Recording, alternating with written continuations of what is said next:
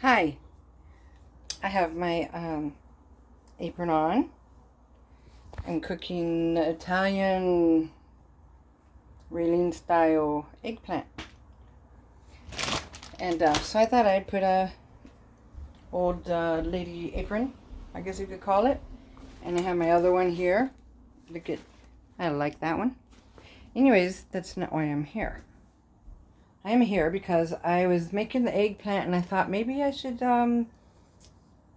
make a video of that along with my other stuff.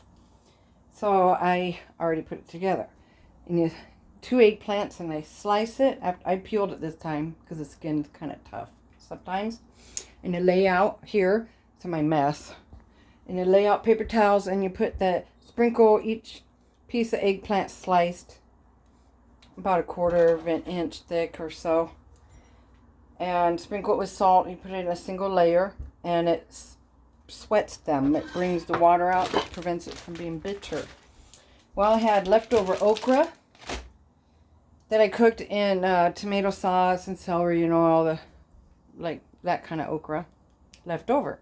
So I put that at the bottom of the pan, all the okra, and it has a little bit of rice, Spanish rice mixed in it. It'll be good. Tomato sauce, onion, it goes together. And I put that there, and then I put sprinkled some shredded mozzarella, and then of course the eggplant, which you can also make it without it being fried, but eggplant parmesan traditionally is coated with some egg, and then a mixture of breadcrumbs and Parmesan cheese, dried crumbled Parmesan cheese. That is, I don't know. I hate it when I watch videos of people going, anyways.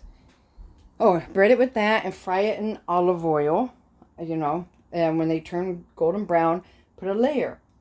And then the tomatoes, I used diced tomatoes and sprinkle with mozzarella. And then layer it like that. But in between the layers, I had a bunch of okra still left. So I put sliced up okra, topped it with, so this is when I thought I'd make my video. So usually you finish it with a layer of eggplant, and then you put the sauce and then the cheese. I put the tomatoes, but I put eggplant. My hands are clean. See, there's an eggplant. It's the topper, but there was only to make so many here and there. And then I sliced up the okra and put a layer in the diced tomatoes. And I gotta rinse my hands. And the final topping will be the mozzarella cheese. And so that's what I'm gonna do. Some mozzarella cheese. And I could put it on now, because I'm not using foil. I have this great, awesome, heavy duty pan. So I'll put the lid on. I'm gonna wipe all that stuff off. I'll put the lid on and get that stuff off. I have the oven set to 325. I just now turned on the oven because I'm gonna let it cook slow. 325. Because I let it cook for about an hour and a half. Because it's pretty thick stuff. Slowly at 325. And then after an hour and a half, I will turn it off and let it sit in the oven until I'm ready to eat. It could be like a half hour later. Or if you take it out of the oven, let it sit about 15 minutes. I need 2 hands to lift this sucker. And I think it will be good. Oh, so I gotta let you know, the last bit of layer of okra, I mixed it in the leftover egg mix, and then I threw it in the bowl of the Parmesan bread mixture, which was almost half and half of Parmesan cheese and breadcrumbs.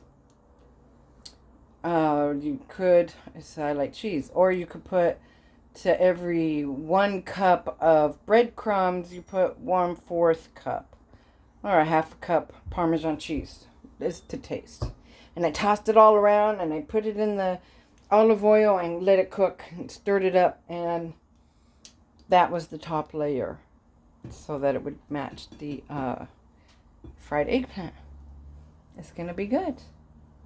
And in each layer I used petite diced tomatoes and the cheese, and then the top as you saw. So I'm going to get it in the oven and let you know how it came out, okay? This big old honking pan here. Yeah, it's going to be good stuff.